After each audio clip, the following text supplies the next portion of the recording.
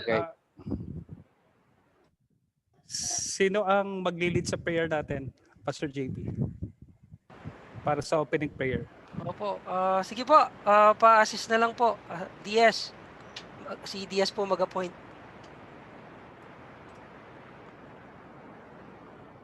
Glory to God. Sige po. Ako na mag-pray. Let's pray po. Yes. Pastor. Hallelujah. Sige po. Sige po. Let's bow our heads and pray.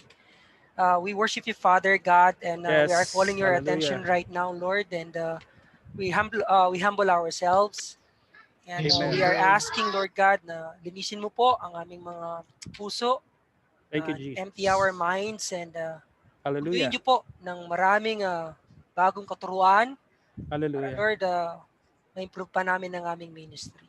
Thank you, Lord, Jesus. ang kapangyarihan mo lamang ang aming kinikilala sa oras na ito. Hallelujah. Tanging kayo Hallelujah. lamang po ang may magagawa at ang aming mga kaalaman ay hindi sapat, Panginoon.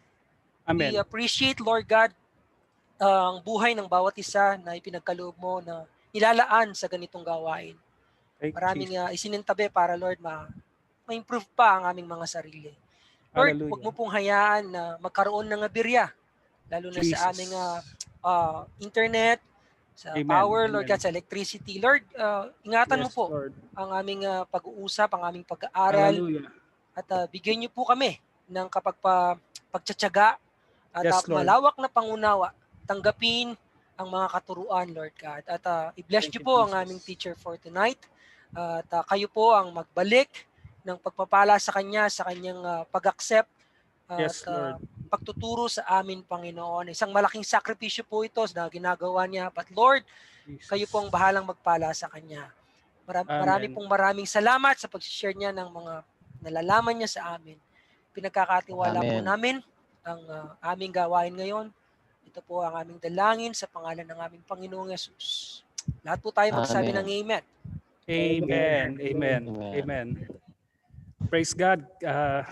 Good evening po sa ating lahat. Purihin ang Panginoon. So, kumusta naman po kayo? I hope you are doing well, doing good. So, share ko po sa ating screen yung ating PowerPoint. Okay, I hope medyo malinaw. Malinaw po ba? Okay, okay naman sa inyo. Opo, ganda buo po. Nakukuha naman. Okay, konting background lang po sa aking sarili. Ako po ay kapag na born again noong 90s, 92 to be exact. Produkto po ako ng charismatic movement. Ang father ko po yung unang na-involve sa charismatic, and then kami po ay naakay niya until... So, Egay, Yes. can I interrupt you for a while? Yes, go ahead. Apo, humingi po ako ng sorry kay Pastor Egay. Nagsasalita po kanina pero naka-mute po pala ako. I forgot to introduce our teacher for tonight. Ang ating pong teacher ngayong gabi ay si Pastor Edgar Salcedo, ang ating pong district treasurer. He's been serving our district as district treasurer for 9 years. Kaya purihin po ang Panginoon, naging teacher po siya sa maraming branches po ng Bible School. Isa nga po dito sa Balanga Bible School ng ating district, and he was recommended to me by our director, Pastor Dolan Akda. Pastor Egay, maraming salamat po. Pagpalain po kayo ng Panginoon. Amen. Thank you po, DS. Salamat po sa introduction. As I was saying kanina, yung pong background ko is charismatic, Catholic charismatic, and then yung tatay ko po yung unang na involved, sinama kami, and we got saved. And then noong time na yun, naghanap kami ng isang church na kaaniban.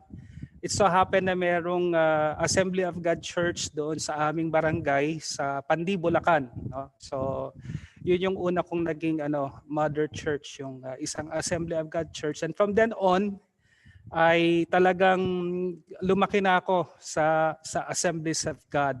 No?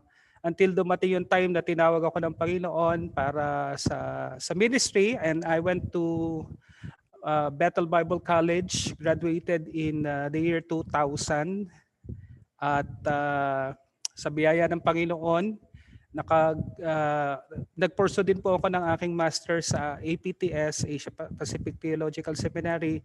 I took up master's in theology. No? So, salamat naman sa Panginoon ay natapos din po natin yung course na yon, and after po ng APTS ay naglingkod po sa Bulacan section as presbyter, and then later on nga po kagaya ng sinabi ng ating DS ay bilang district treasurer po ng ating Central Luzon District Council for the last 8 years. No? Sa biyaya ng Panginoon ay matatapos na po ako ng aking term by next year. So ito pong theology ay isang paksa na malapit po sa puso ko. Ito po yung aking pinag-aralan, minaster, nung ako po ay nag-aaral sa APTS. No, ito ang aking pong tinake up ay ang aking pong talagang naging expertise ay New Testament theology, kasama na rin po yung Reformation theology, yung panahon po nila Martin Luther, nila John Calvin. Kung kilala niyo po yung mga well-known theologians na yun po yung talagang mga inaral ko when I was in APTS. Okay, so introduction to theology. So ito po ay, again, the word introduction, no? Panimulang aralin, no? Mga foundational ideas or concepts regarding theology. Ano po ang sabi dito mga kapatid sa verse na ito? Kilala po natin itong verse na ito, Matthew chapter 22, verse 37. Amen. Isa nga po yung magbasa sa atin. Will someone please read it loud? Matthew chapter 22 verse 37. Jesus said to him, "Love the Lord your God with all your heart, with all your soul, and with all your mind." Matthew 22:37. Amen. Ganda ng boses ah. Oo nga po, parang nagulat po. DJ. Akala ko recording. Ay, Ano po yun? Hallelujah. Thank you, Stephen. Sabi ni Lord, so he was asked, what is the greatest commandment? Ang sabi ng Panginoon, love the Lord your God with all your heart, with all your soul, and with all your mind. Sa Mark chapter 13 verse 20, merong with all your strength. No? Wala dito sa Matthew. But nonetheless, ang gusto ko pong bigyan ng diin dyan, yung last word, which is the word mind. Now, love the Lord with all your mind. Amen po mga kapatid. No? So pag tayo po ay naging Kristiyano, kasama po sa dapat magmahal sa Panginoon, yung pong ating isipan. Amen. Sa katunayan, you cannot love someone you do not know. Tama po ba? You cannot love someone you do not know. So you have to know them for you to love them. So bahagi po ng ating pagmamahal, yung pagkakilala. At ito po yung ating ginagawa sa theology. Theology, as the word implies, is the study of God. It is knowing God. Okay? So in order for us to love Him fully, we must know Him better. And ito po yung task, ito yung trabaho ng theology. And that is to know Him more, to love Him more. Amen? So love the Lord your God. Amen. With all your heart, with all your soul, and with all of your mind. So ito po yung parang pinaka-task ng theology. To love the Lord with all our heart, with all our soul, and with all our minds. Mga kapatid, do you love the Lord with all your heart? With all your soul? And with all your heart. This is the beginning of theology. Amen. Loving God. Amen. It is loving God. One day, tinanong po si Karl Barth, one of the greatest theologians ever, kung ano yung nilalaman ng gospel in a nutshell. Ang sabi po ni Karl Barth ay ganito. Kumanta po si Karl Barth, ang sabi niya, Jesus loves me, this I know, for the Bible tells me so. Yun po ang pinakabuod ng theology ayon po kay Karl Barth. Jesus loves me, this I know. No?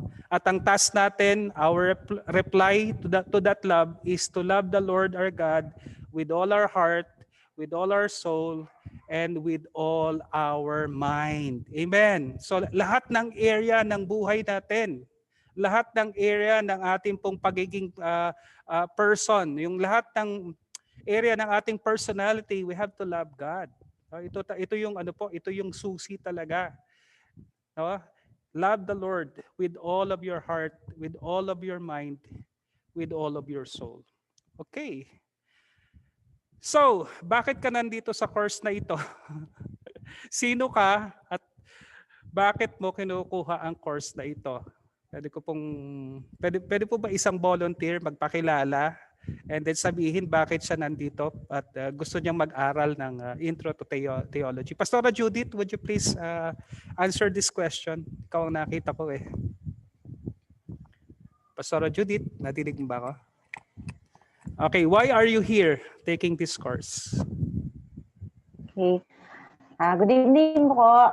Ang question is who you are and why you are taking this course. Yes. Malalim po ba yung tanong? Of course, I claim na I claim po na ako po ay anak ng Diyos as according to His word. Whoever believes in Him gave them the right to become children of God. Okay. And I do believe that He died for me. He saved me. Okay. So the reason why I am taking this course is to know Him better. Sabi nga po ninyo, to know Him better in order to serve Him better. Yes. And to worship Him for who He is. Yes. Who God is. Amen. Yun po. Thank you. Thank you. Okay. So, and another one, You're please. welcome. Another one. Si Pastor Jess Salazar, would you please answer the question, who you are and why you are taking this course? Good evening po. So, go ahead pa. Kasi po gusto ko pong dahil po sa pagmamahal po sa atin ng Panginoon, gusto ko pong malaman pa yung kalaliman tungkol sa Kanya. Amen. Thank you po. Po. Salamat po. Okay, mga kapatid, may mga pangalan po tayo ipapakita at ano po ito, kumbaga the purpose is to distinguish, no? Sino tayo dito sa mga pangalang babagating ko? Okay, let's move on. Who are you? So, ang una pong pangalan ay si Practical Priscilla. Sino si Practical Priscilla? Ang sabi po, you are a person who has never seen the practicality in deep theological study. You are here to see if we can change your mind. Meron po ba dito na sa unang tingin hindi niya nakikita yung kahalagahan ng pag-aaral sa theology? Meron po ba dito? Meron po bang Practical Priscilla dito? Theology, pang ano na lang yan, pang mga may utak yan. Pang may ano lang yan, pang may mataas lang ang IQ dyan. Pero sa akin, hindi bagay yan, hindi pwede yan. Di ba, may biruan lagi na ikaw matalino ka. Di ba, may 3 anak eh. Ikaw matalino ka, mag-abogado ka. O ikaw matalino ka rin, mag-doktor ka. Yung bunso, o ikaw anak, bobo ka, mag-pastor ka. Totoo po ba yun? I would disagree with that. Amen. Na ang mga pastor ay isa sa mga pinakamatalinong tao sa buong mundo. Mga pastor po ay matatalino. Amen po ba, mga kapatid? So, yung practical Priscilla, sila yung mga tao na hindi nila nakikita yung halaga ng pag-aaral. Okay? Yung mas malalim na pag-aaral. Kontento na sila sa pagiging, yung ang word, practical. Okay. Yung pangalawa po ay si Susan. Ano pangalan niya? Si Scared Susan. Okay. Ano po ang katangian ni Susan? The Scared Susan. Big words scare you. Yung mga pneumatology, eschatology, soteriology, di ba? Yung mga epistemology, mga nakakatakot nga naman yon na salita para sa kanya. You don't really think that you are smart enough to be here. You are here this time but you may not be here the next time. Wala naman po sana sigurong ganito ngayon, mga kapatid, na ano tawag doon? Nadala. No? So I claim, I believe na kayo po ay nagsimula at tatapusin nyo hanggang sa dulo yung pong ating pag-aaral. Hindi po kayo kabarkada ni Scared Susan. No?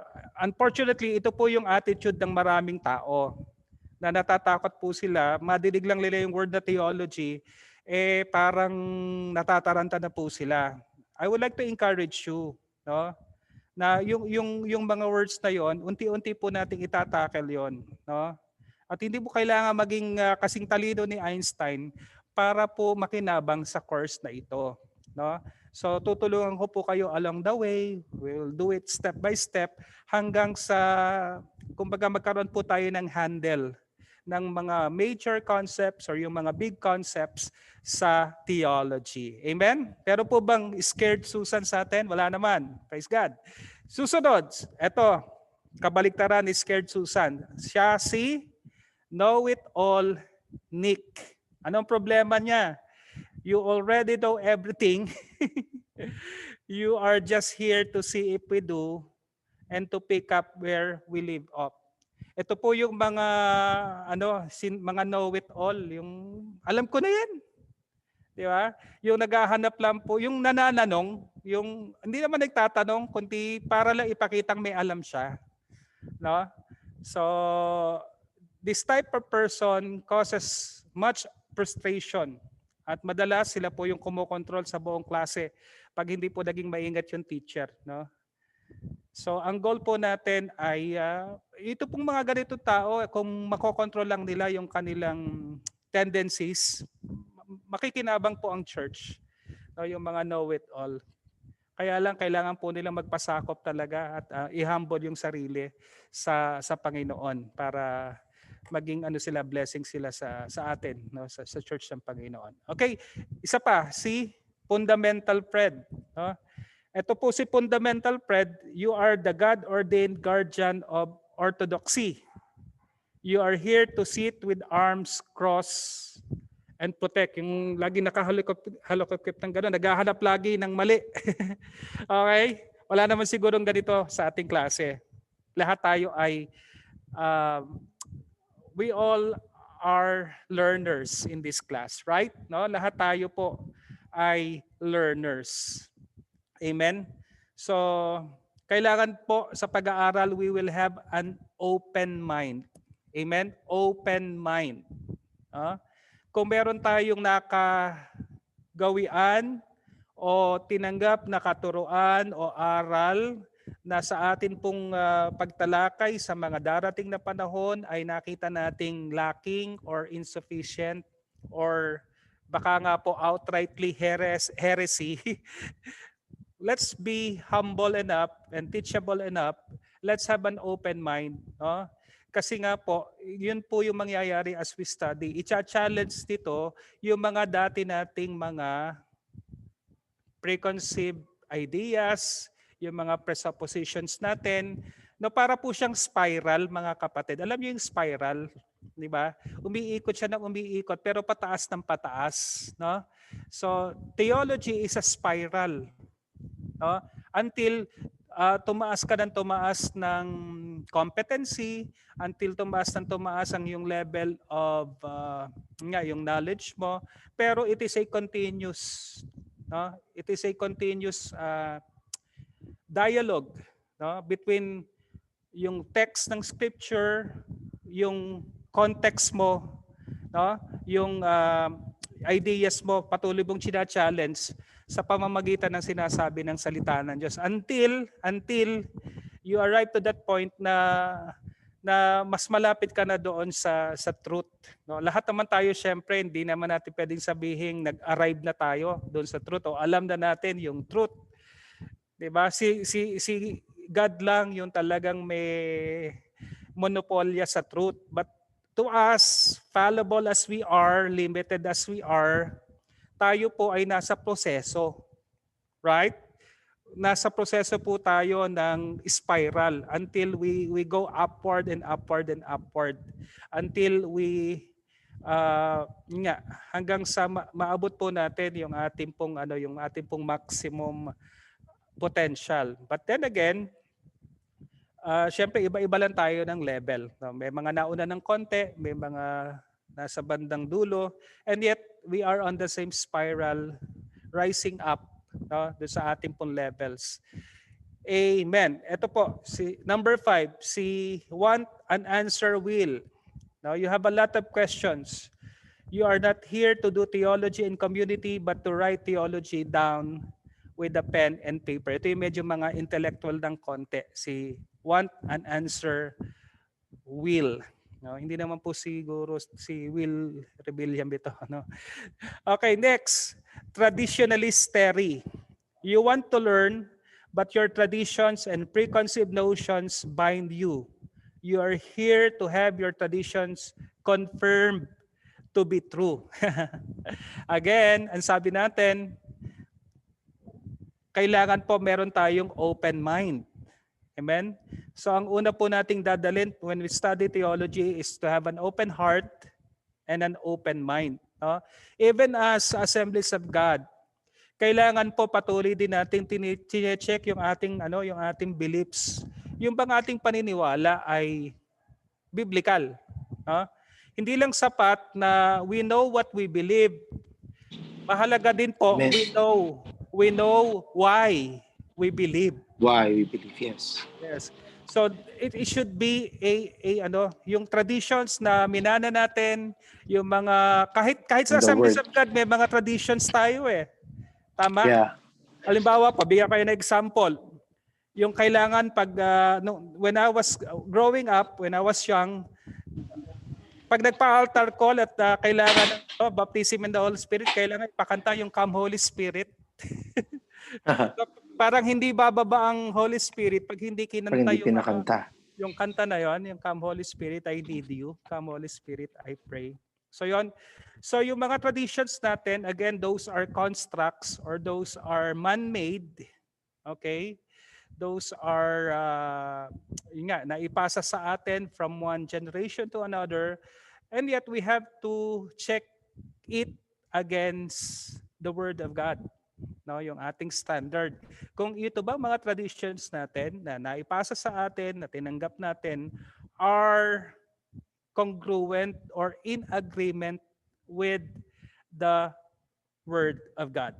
Yon. So yun po lagi. So yun ang kailangang gawin ni traditionalist theory. And the next, si confrontational Carl. Ito po, si confrontational Carl, you are not a believer in Christ or the Bible and have no intention of becoming one. You are here to argue. Lahat po ba tayo believers na?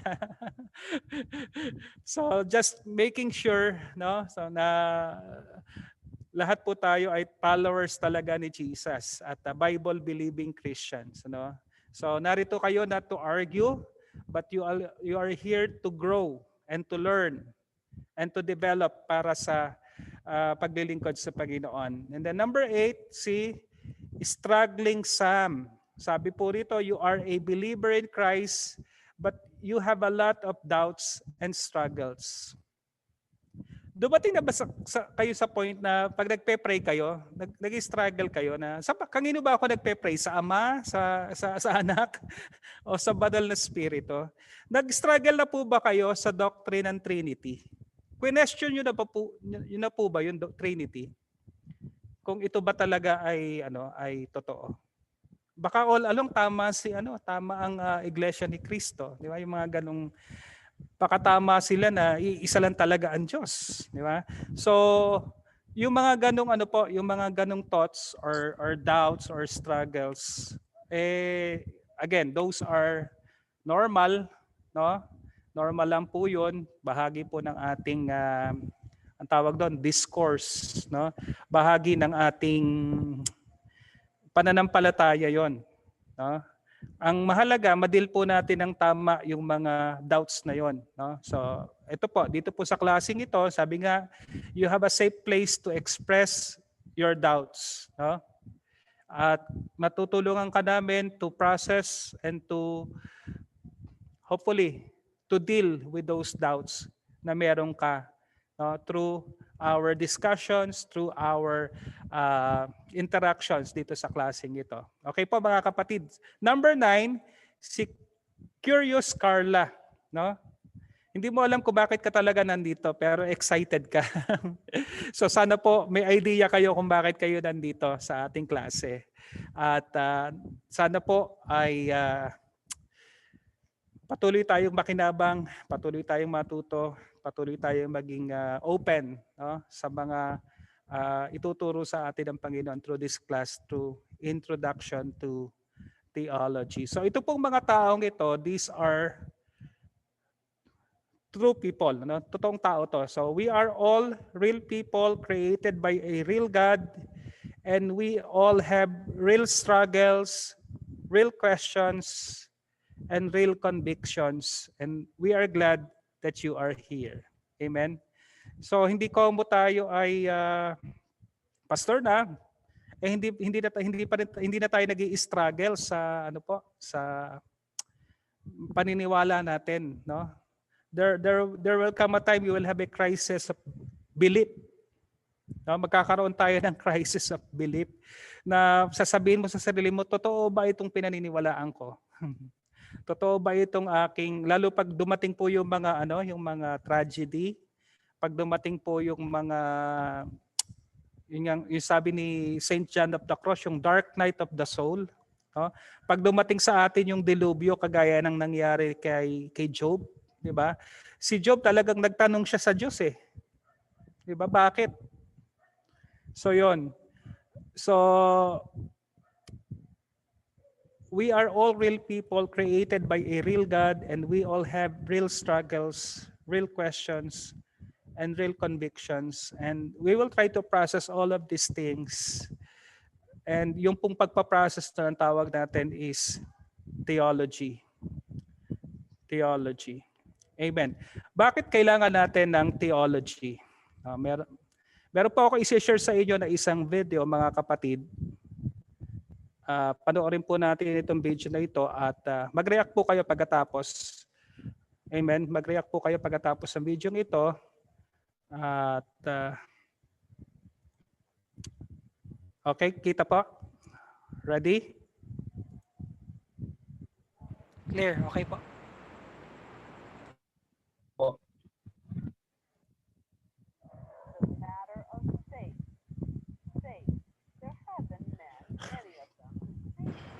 Pastor, mahina po.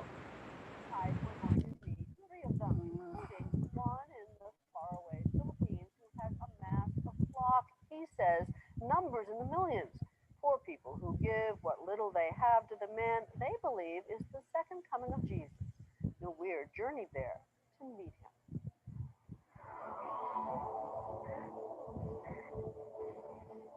Throughout the Bible, prophets, angels, and Jesus himself all promised that the Son of God would return to create heaven on earth. And throughout the ages, billions of Christians have wondered, when? But what if the second coming is here, now? There are a number of would-be messiahs who claim exactly that, and few are more physically convincing than a former Russian traffic cop named Sergei Torov. In the woods of rural Siberia, he is known as Vissarion, the teacher. And around 5,000 disciples live around him, growing their own food and feasting on his every word. And my whole body was trembling. The trembling is not coming again. But it's very emotional to me. Meanwhile, in London, David Shaler says he is the true Lord of Lords. But unlike Vissarion, no one believes him. That doesn't bother me because I was chosen by God. The former British intelligence agent says his body was filled with the spirit of Jesus in 2007, a conviction which intensifies on a visit to Jerusalem. We're in the Church Holy Sepulchre, and this behind me is supposed to be the tomb of Christ. Well, I'm Christ, I'm not in the tomb, I'm not dead yet. But with no support, he lives in a squatter's camp outside London. I agree with Jesus, I don't ask for money off people. If you're the Messiah, you shouldn't be asking for money, you should have faith that God will look after you. Prove to me that you are a son of God! But that is not a sentiment shared by Pastor Apollo Quiboloy, the most successful of the world's self-labeled saviors. The official coming of the Son of God was in April 13, 2005. He was an obscure evangelist from the rural Philippines until 2005, when he announced that God had appointed him Christ on earth. His reward for a pure life, sinful thoughts, anger, lust, any of those things. You don't experience those on a daily basis? As a human being, Yes. I have already overcome all of those.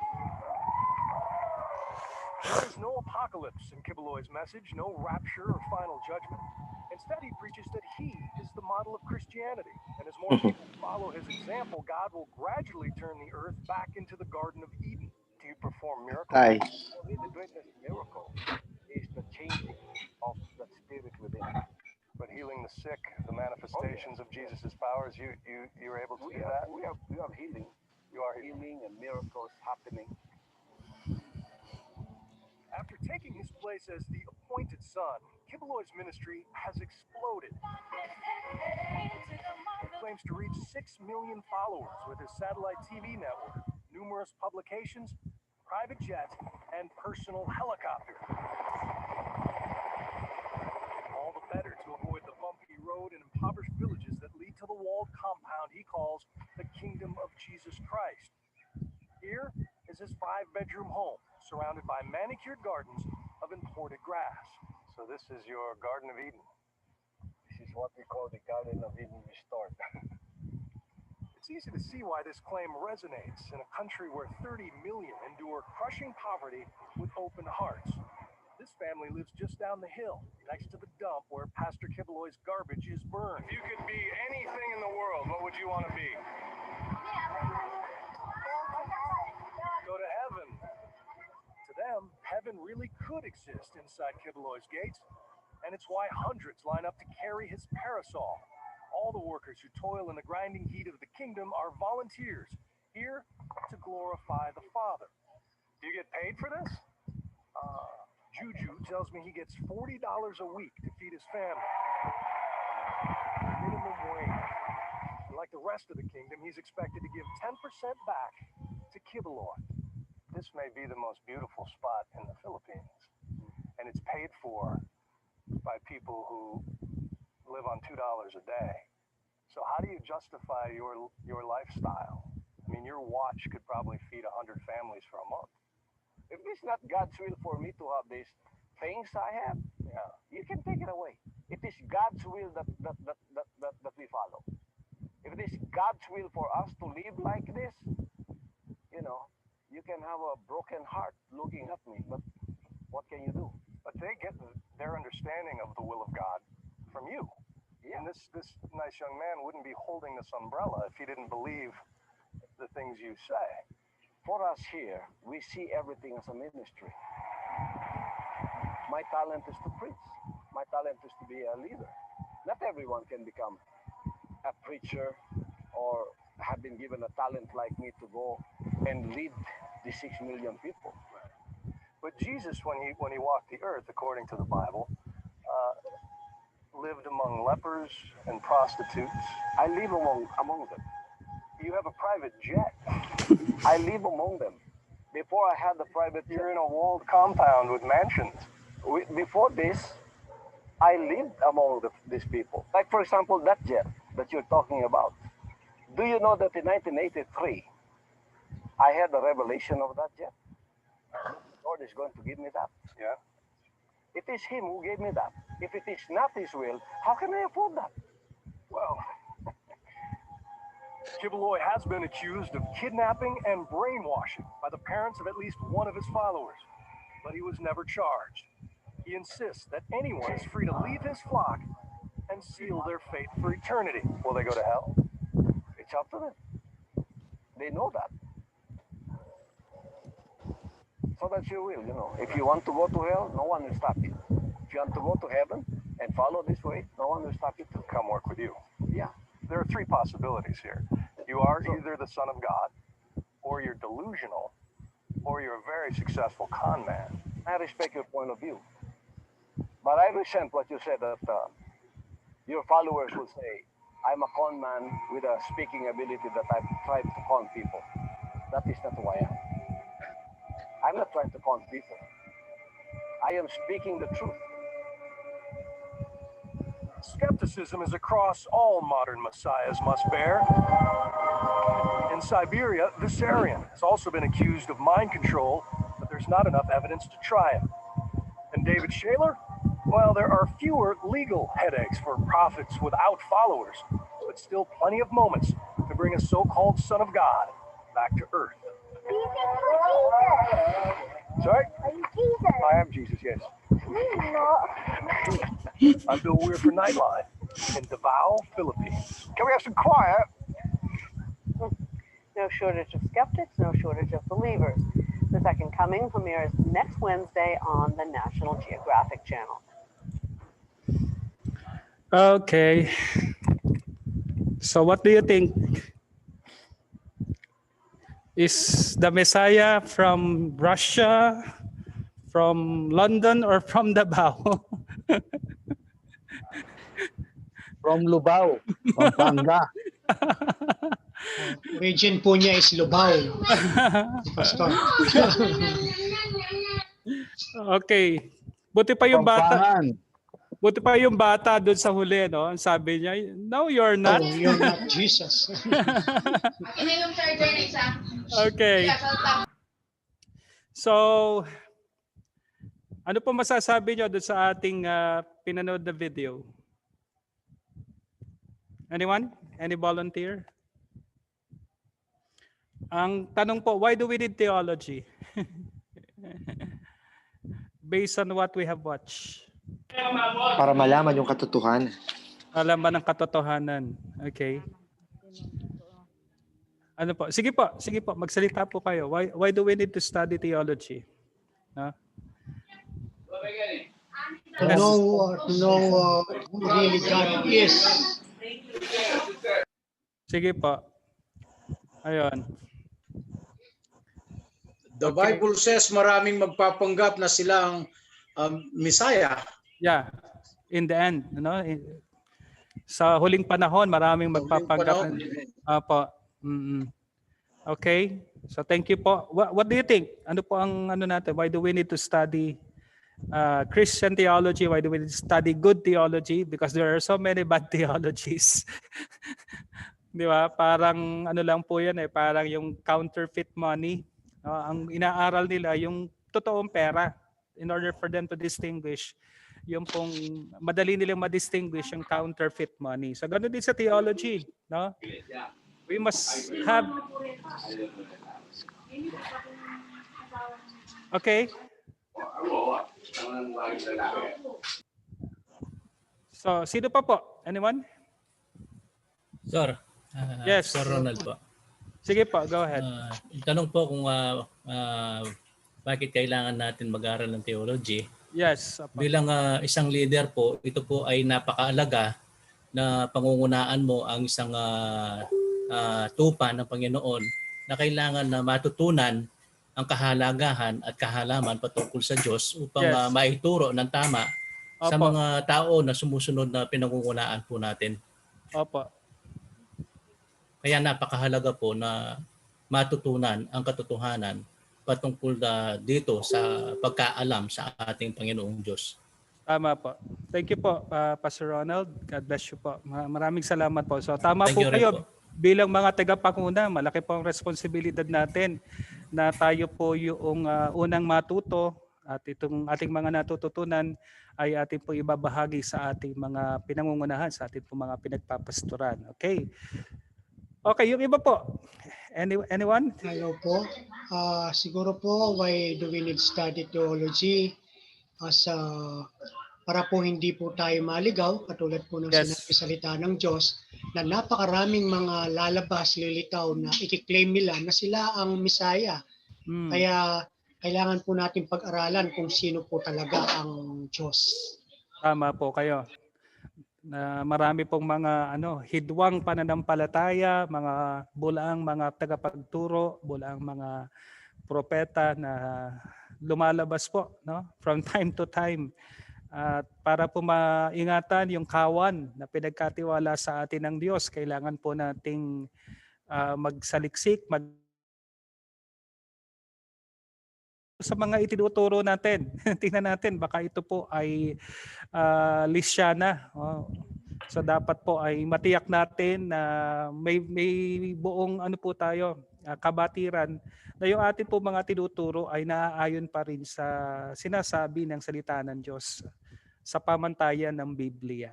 Amen. Amen po. Magaganda po yung sagot. Purihin po ang Panginoon. So sana po ay naging nakatulong sa inyo yung video na atin pong pinanood. Isang mundo pala, marami pong hindi lang nag-iisa si Kay Buloy. So marami po palang kagaya ni Kay Buloy. Okay, meron po ilan tayong mga dahilan kung bakit kailangan nating mag-aral ng theology. Ang sabi po, number 1, to worship God with our minds. Amen? To worship God with our minds. No, lahat po tayo binigyan ng isip, ng talino ng Panginoon. No? Ina-accuse po tayo ng mga Pentecostal na masyado daw tayong emotional.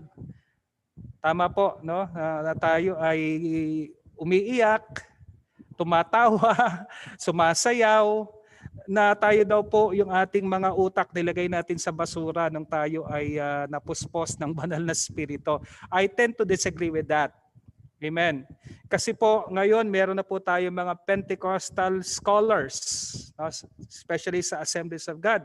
Isa po sa binibigyang emphasis sa Assemblies of God sa atin pong samahan ay ang pag-aaral. Amen? Yung pag-unlad sa kaalaman. Kasi isa ho sa bahagi ng greatest commandment is to love God, to worship God with our minds. Amen? Kaya nga meron tayong farm school. No? Hindi lamang po para i-cultivate, syempre, yung ating pong heart, yung ating skills. Gusto rin po natin i-cultivate yung ating head. No? So gusto nating maging balance tayo. Meron para sa heart, meron para sa head, meron para sa hands. Amen? So balance po, merong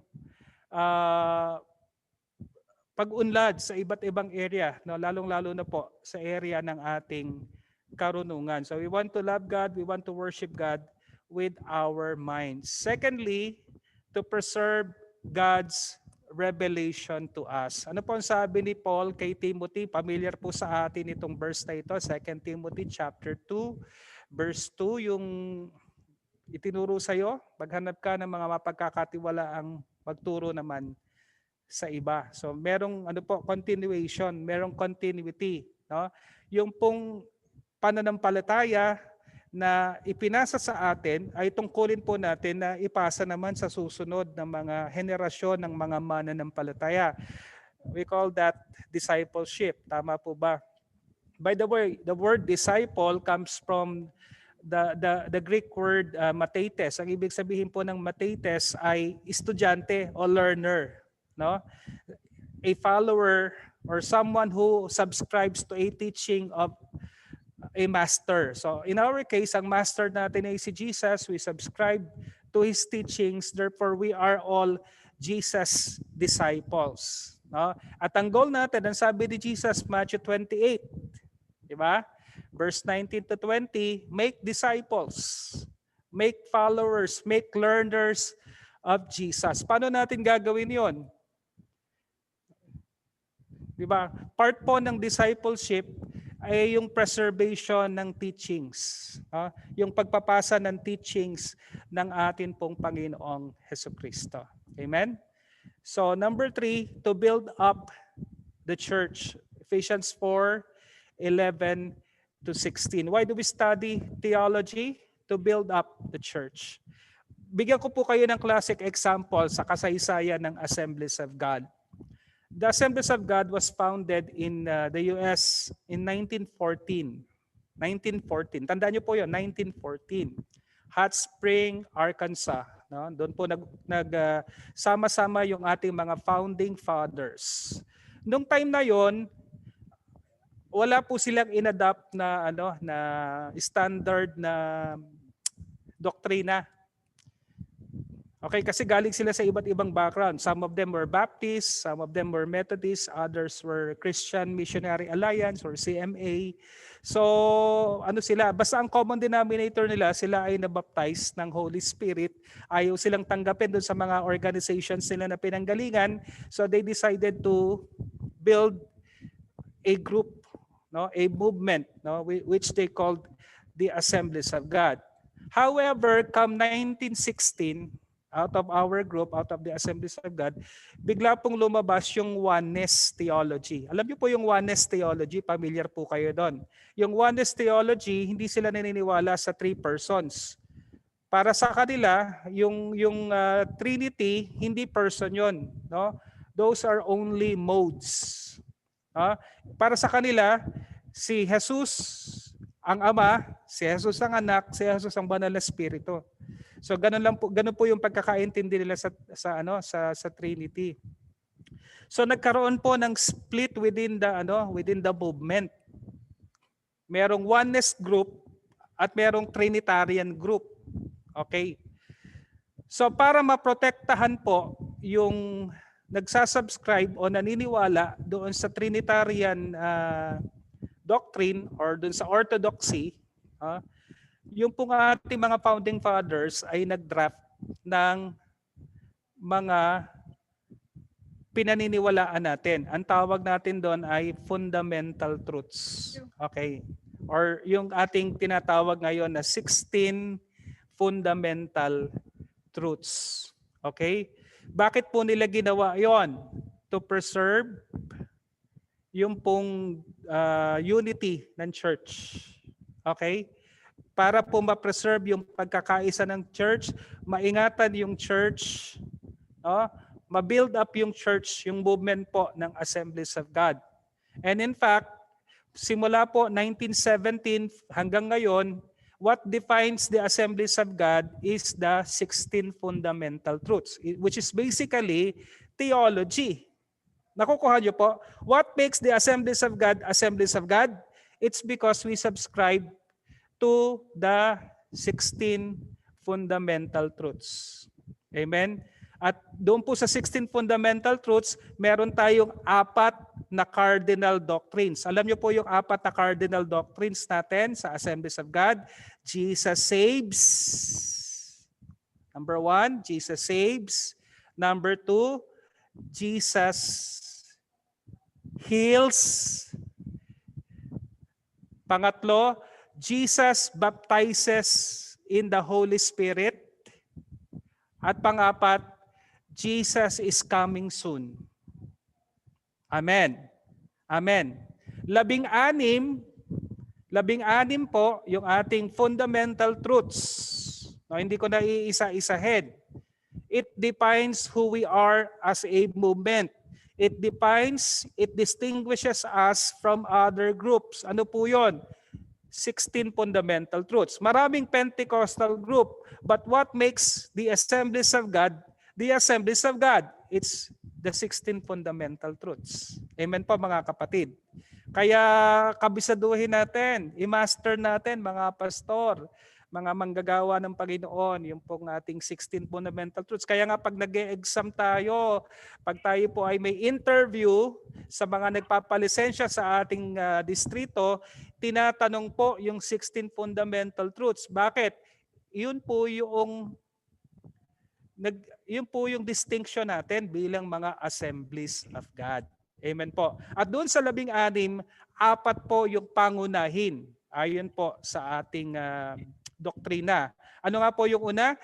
Number 1, sa ating cardinal doctrine, Jesus saves. Pangalawa po, Jesus heals. Amen. Naniniwala pa rin tayo na ang Panginoon ay nagpapagaling pa rin. Amen. Amen. Sabi ng Bible, by His stripes, we are healed. We are healed. There is healing in the atonement, as sabi ng Isaiah 53. There's healing in the name of Jesus. Isaiah Amen. 53. Amen. At yung pangatlo po, mga kapatid, Jesus baptizes in the Holy Spirit. No? Amen. Binabaptize tayo ni Jesus, inilulubog tayo ni Jesus sa Holy Spirit. Yun po yung isa sa distinctive natin. We believe in the baptism in the Of the Holy Spirit. No? We believe in the baptism in the Holy Spirit.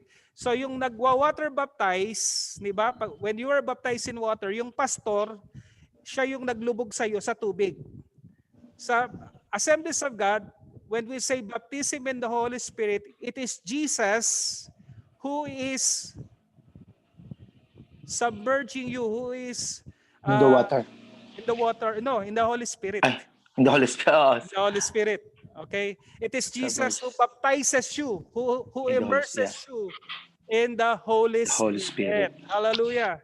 So yun po yung kaibahan natin. We believe in the baptism in the Holy Spirit with the initial physical evidence of speaking in tongues. Now, later on, i-elaborate ko po yon. Pero dahil introduction pa lang naman tayo, so yun po yung purpose ng doctrine. So yung panghuli, we believe that Jesus is coming soon. Amen. So naniniwala po tayo sa blessed hope or yung tinatawag nating rapture of the church.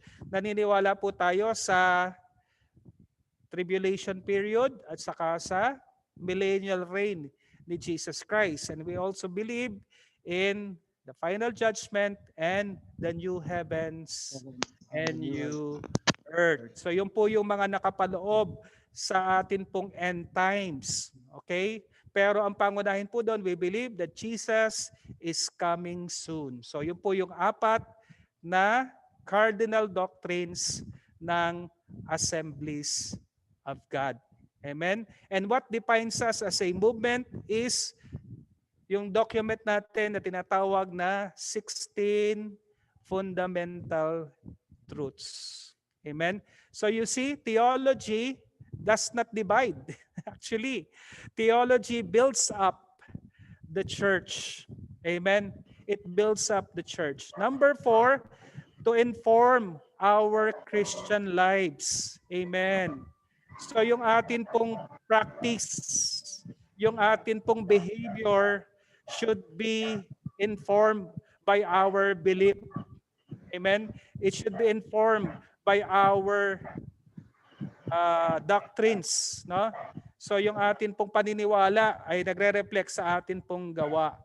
And then number 5, ang sabi, to share and to defend our faith. Ang tawag po dyan ay apologetics, no? To defend our faith, no, against those who are from the outside, no.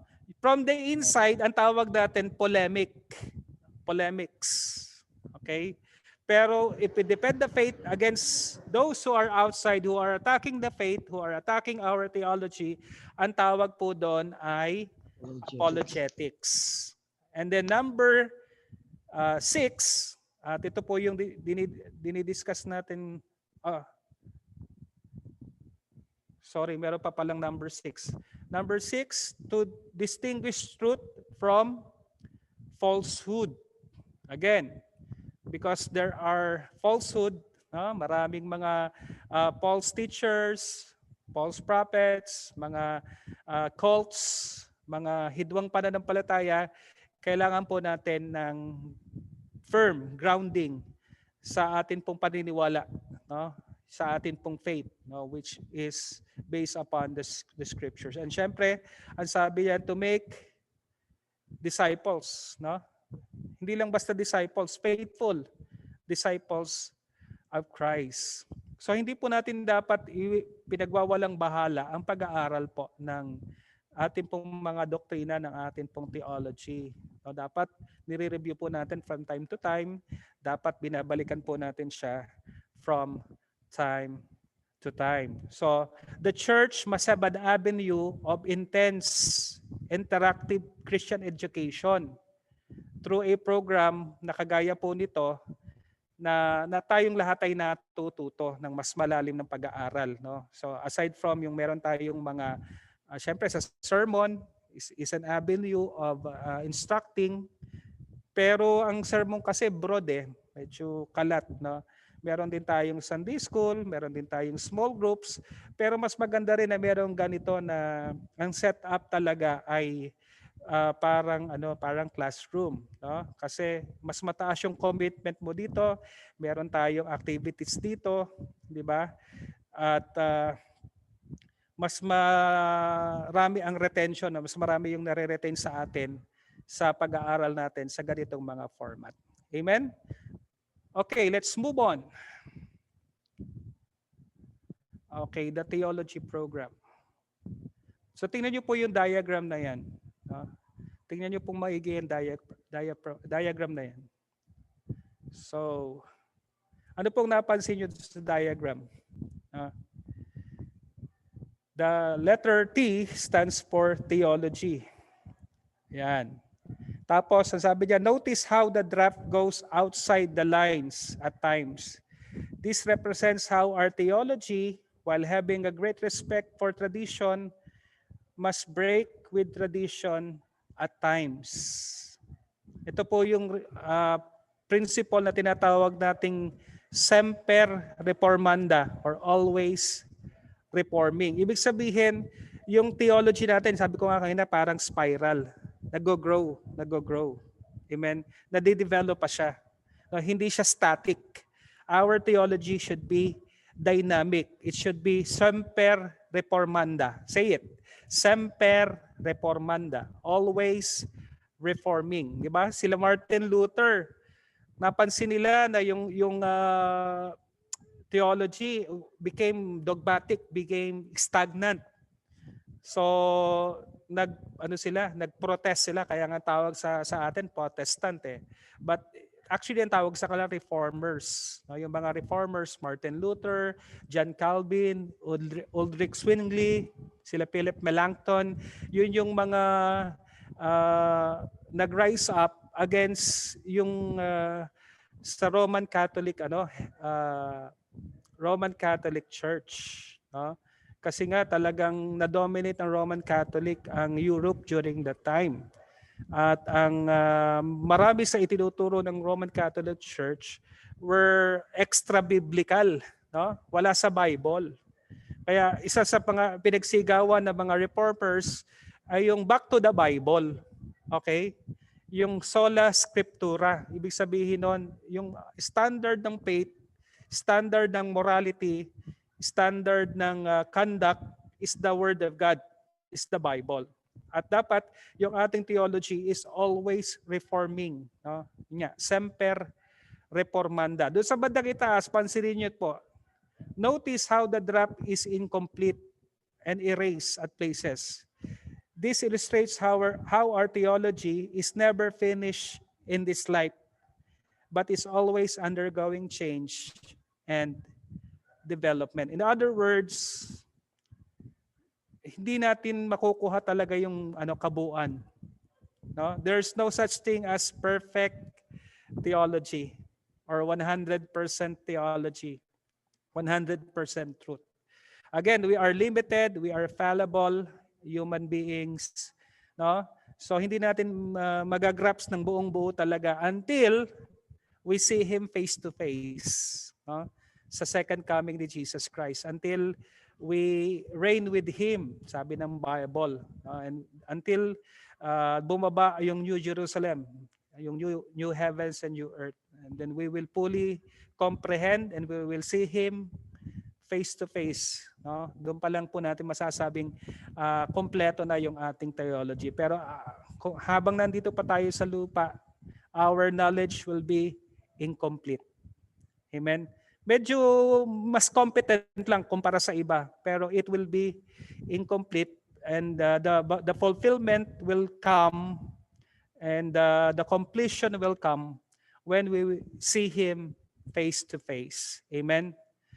Next, sabi diyan, the tablet upon which we construct our theology is broken. Okay? This represents an imperfect people, sabi ko nga kanina, broken by sin, doing our best to understand God in our state of imperfection. Amen. Kumbaga sa analogy, para po tayong langgam na pilit mong inuunawa yung isang napakalaking building. No, ganun po tayo sa Panginoon. Amen. We are imperfect, we are broken by sin, and we are doing our best to understand God in our state of imperfection, meaning there is no such thing as perfect theology. It is still subject to our human frailty, to our human limitations. And yet, hindi naman ibig sabihin na hindi perfect, hindi sufficient. At least meron tayong sufficient knowledge na pwede tayo makipag-relate sa Diyos at pwede nating malaman yung kalooban ng Panginoon. Amen? So iba ho yung perfection sa pagiging sufficient. Okay? So what we have, I believe, is sufficient to know more, to know God, at yung meron tayo, nasa continuous improvement pa. Amen? And then finally, sabi yan, the column represents a pillar, communicating that our theology creates a strong foundation upon which our life, our purpose, and our actions exist. Amen? Ibig sabihin, kumbaga sa poste, kumbaga sa pillar, kumbaga sa bahay, ito po yung column natin na nagbibigay ng tatag sa bahay, sa structure. No? Yung ating theology creates stability in our life. It creates a strong foundation para po sa atin. Kaya nga po, nagugulat ako pag ang isang dating born again ay nahikayat po sa ang dating daan. May kilala ba kayong ganun? No, na born again dati tapos ngayon nasa dating daan na. Nagtatanong ako sa sarili ko, malalim kaya yung pundasyon nung kapatid na yon at ngayon ay nasa dating daan. Baka hindi na-establish yung foundation sa kanya. Di ba? Pero kung tayo po matibay yung ating pundasyon, hindi po tayo basta-basta na sway na mga bagong turo, na mga bagong aral, ng mga na mahuhusay magturo na mali naman ang kanilang mga tinuturo, kagaya po ni Eli Soriano at kagaya kanina ni Kibuloy. Sa mga kapatid, the best thing that we could do is to make our foundation strong. Amen? Ano man ang dumating, mananatili po yan at matatag, matibay, kasi matibay po ang pundasyon. Amen. I hope this illustration has helped us, no, na our theology, doing theology on this side of heaven habang tayo nandito sa earth is a process, no? A process that will never be perfect, that will never be complete. Mangyayari lang po yung fulfillment, yung completion niya pag dumating na po ang Panginoong Jesus. And yet at the same time, what we have is sufficient. Amen? At dapat po ay nagpapatuloy tayo, nag-grow sa atin pong pagkakilala sa Panginoon. Amen. Amen. Glory to God. Next, what is theology? Okay. Anyone, what is theology? Meron ba kayong idea kung ano ang theology? Any volunteer? Anyone? What is theology?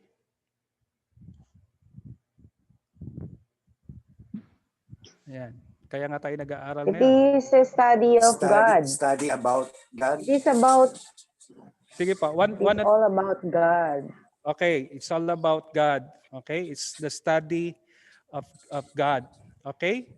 It's the science of the study. Tingnan po natin yung mga words na ito related sa theology. Okay. So tingnan po natin yung mga words na ito. So ano po yung mga words na yan? Ayan. So traditions. Okay, traditions. Ibig sabihin ng tradition. Pastor, yes. Yes. I'm sorry to interfere.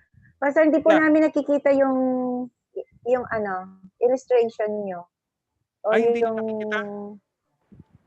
subject matter. Nakikita po namin. Kami po nakikita namin. Ako, denomination pa. Hindi ko siya nakikita. Okay, sino po? Ayusin ko po. Pastora Judith, gamit niyo po cellphone? Yeah.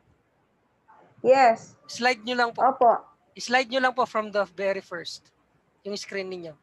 Nandun po siya sa una. Okay. Pahirap po talaga pag tablet at saka cellphone. Medyo... Okay. Pasensya na po. Okay. O sige po, mag-ano na lang po kami, mag-notes na lang. Okay lang po, sige. Nakikita nyo na po. Nakita nyo na. Slide nyo po yung ano nyo, Pastora Judith, yung Sa cellphone. screen Sa ninyo. Cellphone ninyo, slide ninyo po. Papuntang right para makita ninyo. Nasa bandang una po. Yun nga Kahit Wala cellphone po siya. ang gamit natin, makikita natin. I-slide lang po ninyo siya doon sa bandang unahan, going left side. Ako po, naka-cellphone ako pero nakikita ko. I'm doing it. Going right po. Going right. Naka-cellphone po ako. Nakikita. Okay. I'm Sige sorry, po. pero hindi ko po siya nakikita. Yun lang po. Sige po, okay lang po. Please, just continue po. Okay. Mag-note Okay. na lang po ako. Sige po. Thank you po. So Thank you po. mga kapatid, dito po mga concepts na ito, parang ano po siya, kumbaga inilatag lang natin yung mga iba't ibang when we think of theology, this all comes up to mind, no? Yung word na tradition, yung word na epistemology. Pamilyar po ba kayo doon sa epistemology? Ano po siya, branch siya ng philosophy na patungkol sa knowledge and the process of knowing, no? Yung po ang ibig sabihin ng epistemology. Denominations like the Assemblies of God, experience, yung Eastern Orthodox, ano ba yun? Ito po yung unang umisplit sa Catholic Church, no? Ang tawag natin Orthodox Church or yung Eastern Orthodox. Cessationism. Ano yung cessationism? Ito po yung paniniwala na yung mga gifts ng Holy Spirit ay tumigil na noong 1st century matapos maisulat ang Bible. Okay, hindi sila naniniwala sa baptism in the Holy Spirit, hindi sila naniniwala sa gifts at saka even sa healing. Pluralism, ang ibig sabihin po ng pluralism ay lahat naman ay tama. lahat dapat kilalanin. Maging ano tayo, maging ang tawag doon? Tolerant sa paniniwala ng iba. No? We live in a pluralistic society, especially sa US saka sa mga Western countries. No? So, yung paniniwala mo ay kasing katulad lang ng paniniwala ko. So, ano lang, respetuhan lang, parang ganon. So, ito yung paniniwala na isang bundok lang naman yung inaakyat natin. Iba-iba lang yung dinadaanan nating landas. Okay, yun po yung pluralism. Yung relativism naman ay yun yung paniniwala na yung totoo sa'yo, pwedeng hindi totoo sa akin. Di ba? Yung tama sa'yo, pwedeng hindi tama sa akin. Tama sa'yo yun, para sa'yo yun, pero sa akin hindi tama yun. Okay, yung rationalism, yung paniniwala na ang pinakamataas ay yung human reason. Kailangan mapatunayan yan. Kailangan reasonable yan. Okay? Yung word na Protestant, kagaya ng binanggit ko kanina, ito yung mga, kumbaga umbrella term to para sa mga hindi Catholics at saka hindi Eastern Orthodox. Ang tawag ay Protestant. No? Medyo kailangan pang i-distinguish anong klaseng Protestant yan. Okay, yung word na truth.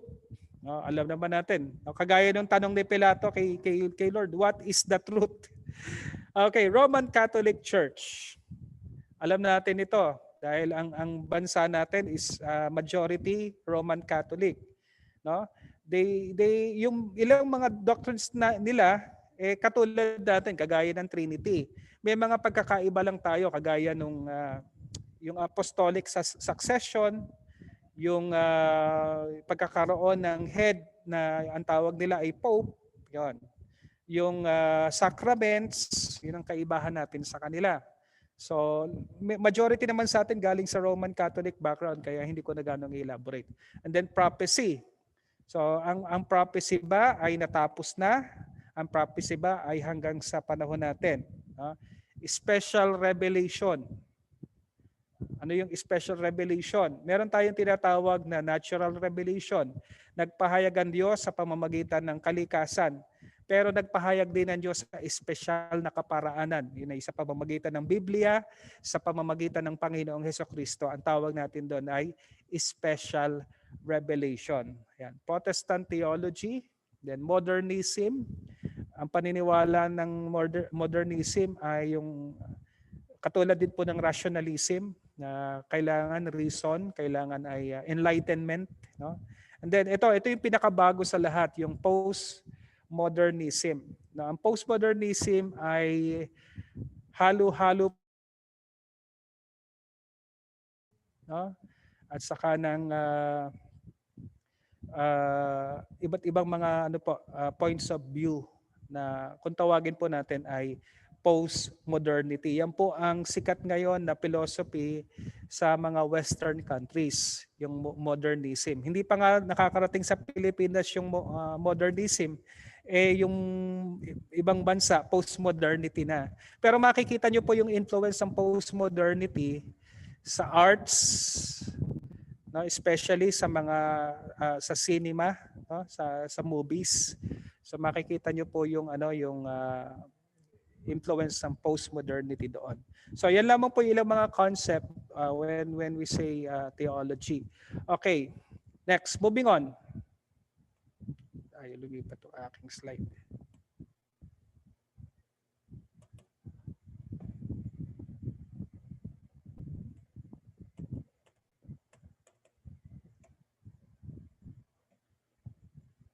Ayan.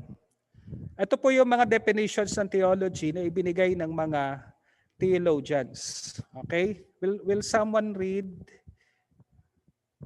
Okay. So, definition of theology. The study of science, God. Okay. Okay. Nababasa nyo po? Nababasa nyo? Opo, nababasa po namin. Opo, nababasa po namin. Okay. Opo. Malinaw naman po, malinaw. Opo. Malinaw po. Pastor, malinaw po. Okay. Malinaw po. Malinaw po. Malinaw po. Okay. Ayon kay Millard Erickson, isang kilalang author po yan at pagdating sa theology. Ito po yung kanyang libro. Ito po. Si Millard Erickson. Gantong kakapal. Imagine, kailangan po namin basahin to within 10 days itong libro na ito. What? When we were in seminary, pinakamahaba namin tulog 2 hours. Imagine. So, ito po, sabi ni Millard Erickson, ang sabi niya, the study or science of God. No?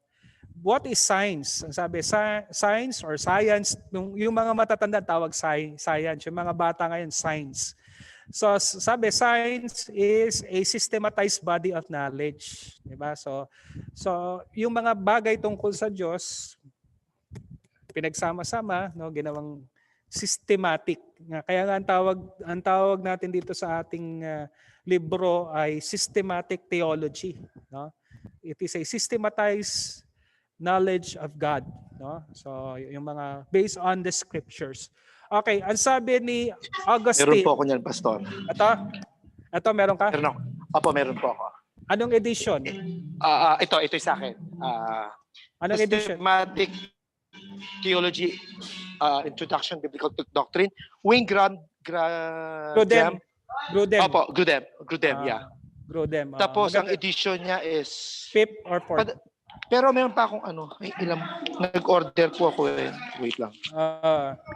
Saan ko mababasa yung Pastor? Sa baba. Sa baba, edition. Anong edition to? Okay. Zondervan? Yeah. Okay. Sige, mamaya pakibasa mo na lang. So, ang sabi ni Augustine, kilala niyo si Augustine? Si Augustine ay isa sa mga church fathers natin. Sila yung mga leaders na nag-rise up after ng mga apostles. Nung nangawala na yung mga apostles, ang pumalit sa kanila, ang tawag natin mga church fathers. Isa sa pinakasikat na theologian na church father ay si Augustine. Ang sabi ni Augustine, theology is a rational discussion respecting the deity, no? Rational discussion respecting the deity. So, yung keywords sa kanyang marahil ay yung word na rational at saka yung word na respecting, no, sa deity. So hindi lang basta rational discussion, kailangan may respeto or merong yung banal na pagkatakot sa tungkol sa Diyos. Okay. Ang sabi naman ni Augustus Strong, ang sabi niya, theology is the science of God and of the relations between God and the universe. So ito yung medyo kakaiba sa kanya, yung word na relations between God and the universe. Okay, si Charles Ryrie sa kanyang book na Basic Theology, dinefine niya ang theology as thinking about God and expressing those thoughts in some way. So medyo broad yung kaniyang definition. Thinking about God and expressing those thoughts in some way. So yun ay theology para kay Charles Ryrie. Tingnan natin ang sinabi ng Webster Dictionary. According to Webster, theology is the science of God or of religion, the science which treats of the existence, character, and attributes of God, His laws and government, the doctrines we are to believe, and the duties we are to practice, divinity, as more commonly understood, the knowledge derivable from the scriptures. Ito po yung naka-highlight. A systematic exhibition of revealed truth, the science of Christian faith and life. I like that part. No? So basically, theology should be, tama yung Webster, no? Derived from scriptures. No? Tama siya doon. At kailangan din na meron siyang sistema. Okay? It is about God, or it is the science of God, which is derived from the scriptures. Okay? So ito po yung working definition natin ng theology. Okay? Ulitin ko ulit. What is theology? The study of God through the revelation contained in scriptures. Okay, take this down. Yung working definition natin ng theology is the study of God through the revelation contained in scripture. Okay? Yung basis ng ating theology is the Bible. And dahil ito ay science, ito ay systematic. Meron tayong kaayusan. Meron tayong sistema. It is a systematic study. At ang pinag-aaralan natin yung revelation or yung basihan ng ating pag-aaral ay yung revelation ng God as contained in the Holy Scriptures or in the Bible. Are you still there? Amen. Tanong. Amen po. Amen. We define theology. What is theology? Kanina, dinefine natin why. Why do we need theology? Dinefine natin what is theology. Ngayon naman, who? Amen po. Sino po ang theologian sa atin? Meron po bang theologian sa inyo? Meron po bang theologian dito? Tulogian po yata marami. Tulogian. Ayaw nang sumagot eh. Tulogian. Tayo po, Pastor, kasi nag-aaral tayo. Yon. Okay. Who is a theologian? Tayo. A person who studied theology po. Ito po, who is a theologian? Sabi, anyone who has asked the ultimate questions of life is Amen. A theologian. Pag itong mga tanong na ito ay naitanong mo, actually, you are a theologian. Ano po yung mga tanong na yon? Why am I here? Bakit ako narito? Yung purpose ng buhay mo. Diba? By the way, yung aklat ni Rick Warren na purpose-driven life, yan yung kauna-unahang word. Why am I here? Diba? So maraming tao nagtatanong, bakit ako nabubuhay? Bakit ako narito sa mundo? Diba? In other words, you are seeking answers to your questions. And those questions are actually rooted in the questions regarding God. Diba? Kasi yung creator ang nakakaalam ng purpose ng creation. Tama po mga kapatid. At itong tanong na ito ay masasagot lang ng tama if we know who is the creator. Diba? So when you ask, why am I here? It's basically a theological question, a question of purpose, a question of existence. Why do I exist? No? It is a question of theology. Ito pa, what is life? Ano ba ang buhay? Di ba? Pag nagtatanong ka, ano ba ang buhay ko? Ano ba ang buhay? Diba? At syempre, yung reverse po niyan, ano ba ang kamatayan? Di ba? So those ultimate questions are actually, you are already doing theology. Ito, binanggit ko na yung kamatayan. What happens after death? Diba? Naalala ko po yung anak ko. May alaga po siyang, nung bata pa po siya, may alaga siyang isda. No? Namatay po yung alaga niyang isda. At ang tanong niya sa akin, Daddy, saan napunta yung alaga kong isda? Matapos siyang mamatay. Alam niyo po, wala akong naisagot kaagad sa kanya no nga. Saan nga ba napupunta yung yung hayop? Pag yung hayop na yun ay namatay, no? At least sa Bible may sinabi tungkol sa tao, no? Kung anong nangyayari matapos na ang tao ay mamatay, no? Those things about pertaining to the afterlife, pag nagtanong ka na tungkol doon, ay you are already doing theology. No? You are already, quote-unquote, a theologian. Bakit ang mga sinaunang tao ay gano'n na lamang pagrespeto nila sa mga patay? Di ba? Napansin niyo po yung mga malalaking mga structures, mostly mga libingan. Diba? Yung mga pyramids, yung mga mausoleo, di ba? Talagang pag nililibing nila yung kapwa nila, lalo kung yung tao na yon ay pinuno nila, talagang napakagarbo po ng paglibing because they believe in the afterlife, no? And believing in the afterlife is already doing theology. Isa pa, what is the difference between right and wrong? Bakit pag sinampal kita, mali? Bakit pag nagsinungaling ako ay mali? Diba? Nakikita niyo po, bakit tayo may standard ng morality? Bakit yung tama ay tama at yung mali ay mali? Bakit hindi pwedeng pumatay? Bakit hindi pwedeng magnakaw? Bakit hindi pwedeng magsinungaling? Diba? So those are questions of ethics, but ethics is grounded in our theology. Bakit tayo may ethics? Kasi we believe that we are accountable to someone who is above and beyond us. Okay? And that is a question of theology. No?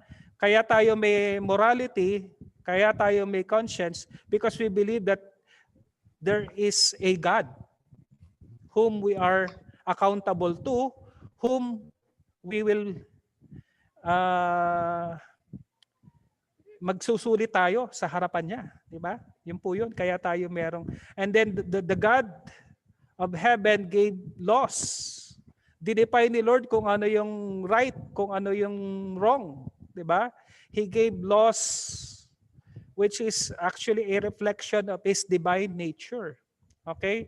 So when we say that something is good or something is right, we are already doing theology. Napansin niyo po yun? Ito pa. Why is there something instead of nothing? Bakit meron?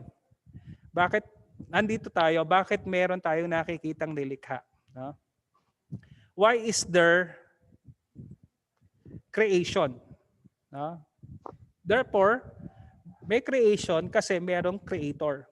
Merong effect, therefore merong cause. Nakukuha niyo po, nagtiteology. Halimbawa, itong cellphone na hawak ko mga kapatid, hindi naman po ito lumabas lang na cellphone. Meron pong nag-isip Meron pong gumawa nito para mangyari at para mabuo ang cellphone. Ganon din ang creation. Hindi naman siya nangyari na lang siya na basta-basta. There is a mind and a power behind all all things that exist, no? Why is there something instead of nothing? Ang sagot lang po doon, because there is someone who created all things. And it is a question of theology. Amen. So nakita nyo mga kapatid, ang theology hindi lang po siya yung kailangan mo mag-aral sa seminaryo, kailangan mong magpakadalubhasa, kailangan mong magdoktor, mag-aral sa ibang bansa para maging theologian. Tayong lahat, in some ways, everyone is a theologian. Sabi nga po, ito po ang isang quotation. Ang sabi, the question is not who is a theologian, but what kind of theologian am I going to be? Are you going to be a good theologian or a bad theologian? This is a more accurate question because, as one writer put it, not all theologies are equal. So, yun po ang challenge. Lahat naman tayo, we are all theologians, quote-unquote. No, we are all theologians. Magkakaiba lang yung level natin ng competencies. No? Some are good, while others are bad theologians. Okay? So ang sabi po ni R.C. Sproul, sabi niya, we live in what may be the most anti-intellectual period in the history of Western civilization. We must have passion, indeed, hearts on fire for the things of God. Okay po yung passion, okay po yung zeal. Okay? But that passion must resist with intensity the anti-intellectual spirit of the world. Ano pong masasabi dito sa quotation ni R.C. Sproul? Totoo, naniniwala po ba kayo na sa church, ang church ay anti-intellectual? Naniniwala po kayo na ang church ay anti-intellectual? Ano pong masasabi niyo doon mga kapatid? Anyone?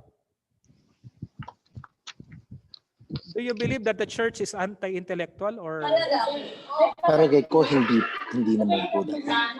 Anyone, please raise your hand if you want to answer. Is the church anti-intellectual? Anyone? Anyone? Ay, Pastor, kaya pa-unmute na lang po. Nag-click ako ng mute on eh.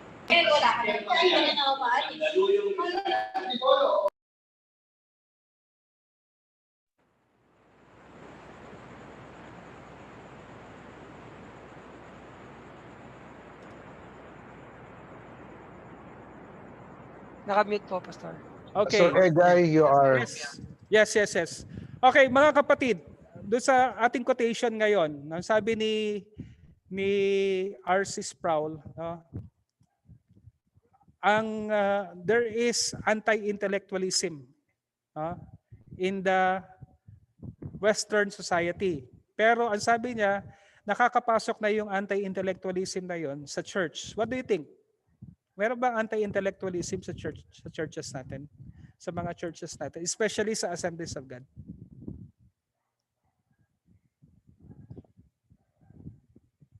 Is there anti-intellectualism in our churches? Takot ba tayo sa sa matatalino sa church natin? Okay.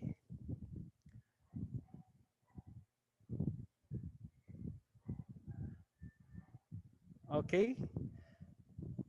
So at least nag-aaral kayo. So magandang sinyalis siya na hindi naman tayo talaga fully anti-intellectual. Siguro yung iba takot lang. Dahil nga napaso sila o nadala sila kasi maraming mga matatalino talaga nag-cause ng problema sa church. Tama?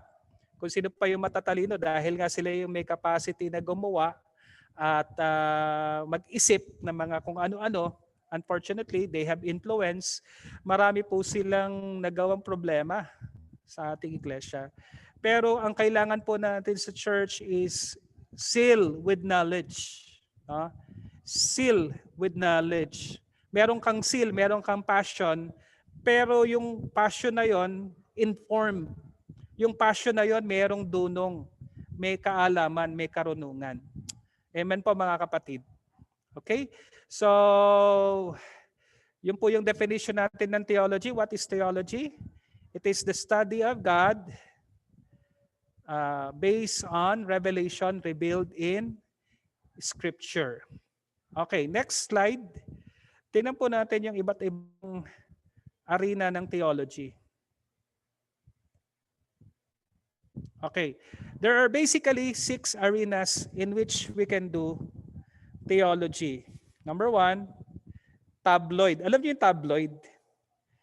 Di ba yung mga tabloid, yung mga dyaryo na maliliit? Newspaper. Yung mga dyaryo na 5-5, yung mga dyaryo na ang mga balita laging sensational. Tapos nung bata ako yung mga dyaryo na may mga sex stories, mga ganon, ang tawag doon tabloid, 'di ba? Ibig sabihin very sensationalized, walang basihan yung mga reports nila, ang gusto lang nila makabenta, no? So meron tayong tinatawag na tabloid theology. Pangalawa, folk theology. Okay?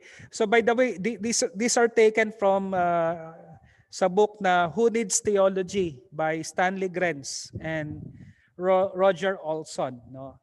So number 1, tabloid theology. Number 2, folk theology. Okay? So ano naman yung folk theology?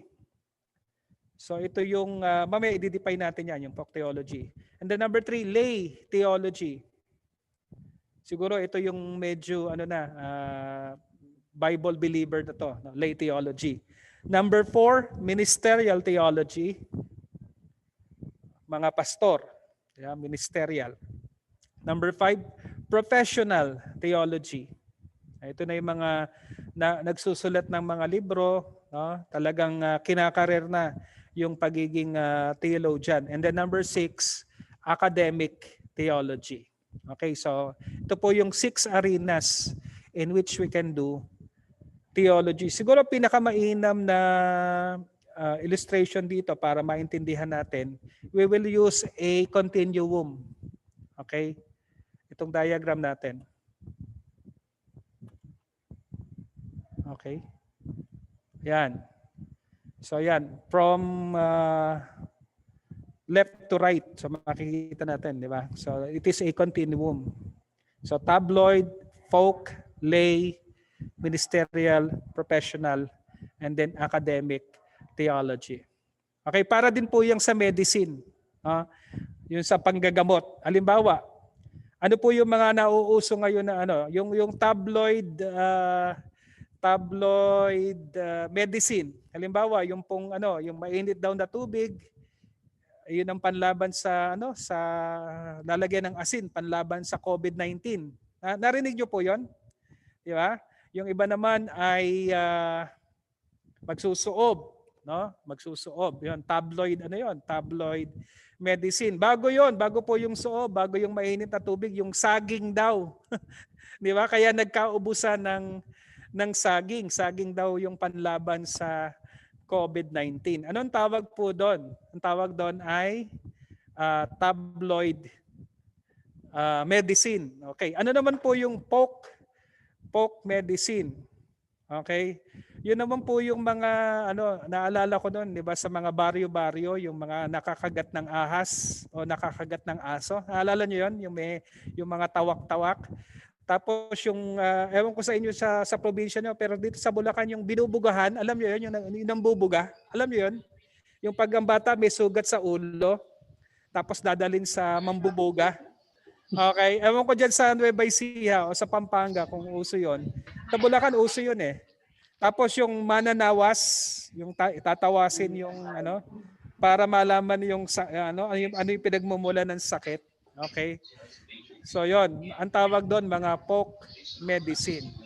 Okay, yung lay medicine naman, 'di ba? Ito yung may alam ka ng konti, no? May alam ka ng konti. Hindi ka na nagpapaniwala doon sa tabloid at saka sa folk. Pero yung ministerial at saka yung professional, ito yung talagang ano na, kumbaga level, ano na yan, doktor ka na talaga. Talagang alam mo na yung panlunas. No? So, yun yung pagkakaiba ng iba't ibang medicine. So, i-apply natin yan sa theology. Okay? So, paano natin siya i-apply sa practicing theology? Okay. So, yung tabloid theology, ayan. Yan ang definition natin ng tabloid theology. And sabi diyan, one who constructs his or her theology based upon naive hearsay information that has no basis in fact and very little, if any, evidence to be believed. Many times people are tabloid theologians because of the theology's appearance of originality. As well, it can be cutting edge in many people's minds. In other words, ito yung mga naniniwala, yung mga paniwalain.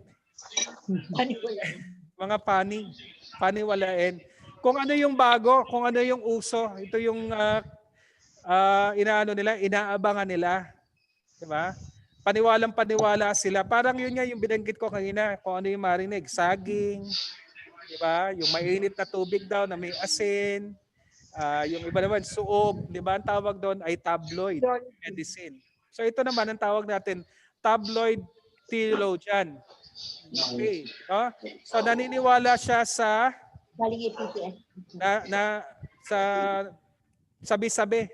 Okay, 'di ba may kasabihan nga tayo, ang naniniwala sa sabi-sabi, walang bait sa sarili, no? So walang basihan, no? Kung ano yung uso, yun yung kanyang pinaniniwalaan. Ang tawag daw ay tabloid theologian. Okay, siguro naman wala po sa atin noon, ano? Amen. Walang funny sa atin, walang funny walain. Amen. Okay. So what are some examples of tabloid theology?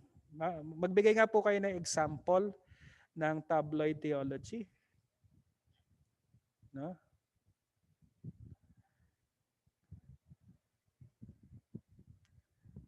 Naalala ko noon nung ako ay nasa Bible school. Usong-uso noon yung lapping theology o lapping revival. Ewan ko kung narinig nyo yun, di ba? Yung lapping revival. Okay, so tabloid theology. Sa Amerika yung gold dust. Ewan ko narinig nyo yun, yung gold dust. Okay.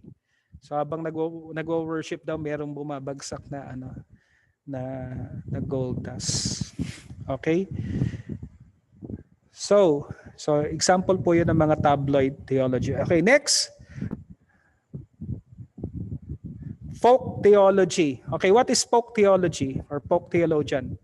Sabi diyan, one who uncritically and unreflectively constructs his or her theology according to traditions and religious folklore. The folk theologian is often very dogmatic about his or her beliefs. Halimbawa po, ano po ang mga nakasanayan natin nung tayo ay Catholic pa? Ano yung mga folk theology natin nung tayo po ay Catholic pa? Yung pag mahal na araw, wag kakain ng tawag doon? Ng karne, yeah. Tapos naalala ko pa nung bata ako, dapat pag Biyernes Santo tapos Sabado de Gloria, wag ka daw maliligo kasi sabi? Patay daw ang Diyos. Patay daw po. Di ba? Folk theology. Lola ko galit na galit sa amin pag kami ay maingay pag mahal na araw. Talaga sinisita kami ng lola ko, di ba? So, folk theology po 'yon. Okay? Tapos yung maraming mga tradisyon na namana natin, yung mga pagpoprosesyon, yung mga kwento tungkol sa mga santo, santa, di ba? ba? So yung mga halimbawa po yung ginagawa pag prosesyon sa Nazareno, di ba? Yung pagpapahi doon sa andaks. Ang tawag po doon ay folk theology, no? Bakit po mahirap tibagin ang folk theology? Kasi nga po, bakit po sila dogmatic? Ibig sabihin po ng dogmatic, talagang ipakikipagpatayan nila yung paniniwala nila. Ito yung tinatawag nating sarado kandado. Kasi nga po, pinaniniwalaan nilang totoo yung kanilang tinanggap. No? Na sa mahabang panahon, yun yung totoo para sa kanila. 'Di ba? Kaya ipakikipaglaban po nila 'yon. No? So kailangan po talaga ng kilos ng banal na espiritu para mabuksan yung isipan nila. Okay? Ayan. Mga folk theology examples po. Ayan, views of heaven, yung pong sa langit daw tutugtog ng ng harp. No? Tutugtog ng may ulap. May mga cherubim, yan mga yung ghosts. Angel swings. Yan. Good works, salvation, di ba? Pamana sa atin ng Catholic. And then all people are good at heart. No? Pero ang sabi ng Bible ay hindi. Okay, so yun yung mga example ng folk theology. Okay? Peter's Gate, di ba yung si Pedro nasa pintuan daw ng langit at siya yung magsasabi kung papasok ka o hindi. No? Devil's pitchfork, God helps those who help themselves. Wala ho sa Bible yan. Sabi, when you die, there will be a screen in heaven which shows to the world all the bad things you have done. Nasaan po kaya sa Bible yan? Yung na yan? Yung paniniwala na yan. Nung bata ako, na madalas ko pong marinig itong itinuturo Pero when I read the Bible, wala naman po ako nakitang ganyan. Name it, claim it, health and wealth gospel. These are examples of folk theology. Okay? So, yan. Lay theologian. Ayan, ito naman po. Ang lay theologian is a lay person who constructs his or her theology, who unlike the folk and tabloid theologian is more reflective upon learned theological concepts. Ibig sabihin, nagsisiyasat siya. Ibig sabihin, nag-aaral. Okay? Next, number 2, likely to formulate a system of beliefs which distinguishes between essential and non-essential doctrine. No? So alam po niya yung essential, alam niya yung mahalaga. Halimbawa, yung essential doctrine po, yung deity ni Jesus Christ. Major po yun. Hindi na negotiable po yun. Isa pang essential po, yung salvation by grace through faith. Hindi po pwedeng hindi pwedeng isang tabi po yung doktrina na yon. Pero yung halimbawa po anong solemn ba yung gagawing pagsamba o medyo contemporary, non-essential po yun, di ba? Magsusuot ba ang pastor ng necktie o hindi? Non-essential po yun, di ba? Ang Lord's Supper ba kailangan gabi dahil supper nga naman? Dapat ba ang Lord's Supper every Sunday? Kasi sabi ni Lord, do this in remembrance of me. Para sa akin po, mga non-essential yon. Okay? So yung mga essentials, yung major doctrines, no? Kagaya ng deity ni Jesus Christ, yung sa doctrines ng salvation, yung sa atin sa baptism in the Holy Spirit, essential po sa atin para sa mga assemblies of God. Okay, number 3. Ang isang lay theologian is more critical of unfounded traditions. Nagtatanong. Hindi siya basta-basta naniniwala. Okay? And then willing to use study tools. Ibig sabihin, gumagamit na siya ng mga libro, kumukonsulta na siya sa mga iba't ibang mga authors. Okay? So medyo na siya, kumbaga bukas na po yung kanyang isipan sa mga bagay na ito. So naglalaan siya ng effort. Okay? So yun po ay Ang susunod na level, ministerial theologian. Ano pong ginagawa niya? A person who constructs his or her theology and who, unlike the lay theologian, mas mataas po siya sa lay theologian. Number 1, educated in theological methodology. So, pwedeng pastor, pwedeng leader ng church na nakapag-aral na po. Okay, meron na siyang working knowledge kung paano gawin yung theology, yung methodology ng theology.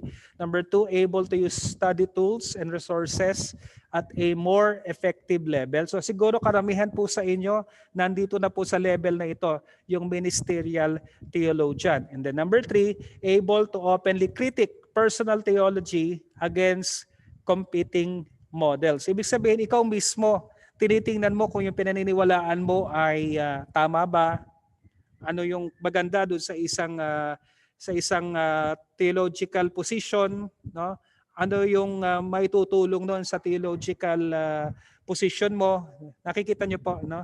Meron ka ng kakayanan na ipagkumpara yung iba't ibang paniniwala at lalo mong pinagyayaman yung paniniwala mo. Then number 4, intent on devoting more time to reflection so that theological integration can take place. Ibig sabihin, mas mahaba yung time na ini-invest mo kumpara dun sa lay theologian. So mostly mga pastors, di ba, we devote more time in study kumpara dun sa mga leaders natin, kumpara sa mga members ng ating church. Amen po mga pastor.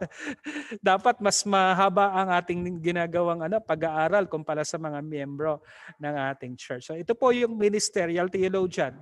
Susunod na level po, yung professional theologian. Ano pong pagkakaiba niya? Ito po, ang sabi dito, he makes a living doing theology. So kumbaga kinarer na po niya yung theology. They are usually didactically purposed toward lay and pastoral theologians. Sila na po yung nagtuturo. No? So pwede po itong mga professors, mga seminary instructors, okay? They conduct practical original research. And then number 3, they critically evaluate common theological trends and folk theology. So yung mga sumusulat po ng mga ganitong libro, we can call them as professional theologians. Talagang ito na po yung naging buhay nila. So siguro mga dati silang pastor pero nakita nila ang tawag sa kanila ay sa academe o talagang maging theologian. So dinivote na nila yung time nila in formulating theology, in writing books on theology, at sa pag-aaral ng theology. Yung panghuli, ayan. Ito po, yung panghuli natin, yung pinaka-academic theologian. A professional theologian who constructs his theology with an orderly, overly speculative and critical spirit. So medyo negative po ito, no? Critical. His dialogue can usually come only with other theologians. It is often called ivory tower theology. Hindi naman po ito yung gusto nating mangyari sa atin na maging critical or maging judgmental tayo. Amen? So, ang katulad po dito yung mga liberal theologians na karamihan sa kanila hindi na naniniwala sa Diyos. Hindi ko po ma-reconcile yun na ang pinag-aaralan nila theology pero hindi sila naniniwala sa Diyos. No? Yung mga kagaya ng nag-aaral lang po para makapagsulat ng libro, para makilala sa academe. Ang tawag po natin doon ay academic theologian. So ano po ang gusto nating mangyari? No, dito po sa ating continuum, dito sa ating diagram, ang gusto po nating mangyari hindi tabloid, hindi folk, hindi rin academic. Dapat nandito po tayo kasi po yan. Yung dito po sa folk at saka sa tabloid, naive, sensational. Bukas na bukas po yung pintuan, tanggap ng tanggap, hindi po nila sinisiyasat. Dito naman po sa academic, masyado rin ang mga extreme. Skeptical, critical, sarado yung isip. Ano po yung pinaka-ideal? Ang pinaka-ideal po, it's between the three, yung lay, ministerial, at saka professional. Okay? So we strive na at least maabot po natin yung ministerial level of doing theology. No, ito po yung ating acceptable range ng pag-theologize. Amen? Okay? So, dyan na muna po tayo mga kapatid. Hanggang dito na muna po tayo. At in closing, ang sabi po, in closing, theology is for everyone. Indeed, everyone needs to be a theologian. In reality, everyone is a theologian of one sort or another. And therein lies the problem. There is nothing wrong with being an amateur theologian. Lahat po tayo ay amateur theologian, or yung iba sa atin, ministerial theologian or professional theologian. But there is everything wrong with being an ignorant or sloppy theologian. Ayaw po natin, in other words, ang sabi ni Charles Ryrie, balikan ko po yung diagram natin, dito tayo magtatapos. Ayaw po natin yung opposite extreme. Ayaw po natin na maging ignorant or sloppy na doon po sa tabloid at saka sa folk theologian. Ayaw naman po natin na maging masyadong critical at masyadong agnostic kagaya po ng mga academic theologians. Ang gusto po natin yung perfect balance. Either we are in the lay theologian, pero tayo po ang i-goal natin, we will become ministerial theologians.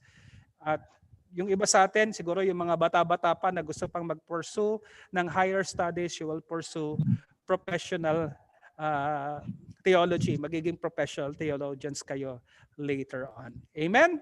God bless us all. Maraming salamat po sa inyo, and hopefully hindi po nagdugo ang ilong ninyo sa atin po mga pinag-usapan ngayon. At ang basta mahalaga po, love the Lord with all your heart, with all your soul, and with all your strength. At syempre, love the Lord with all your mind. Amen. Amen. Amen. Amen. Amen po. Amen. Thank you po. Thank you po, Pastor. Thank you, Thank you po. Pastor. Salamat po. God bless Wisdom, Pastor Edgar. knowledge Thank you of po. you. Excuse me po. Excuse me. Bago po tayo mag-closing prayer, meron po tayong announcement. Ano ho? Nandito po ba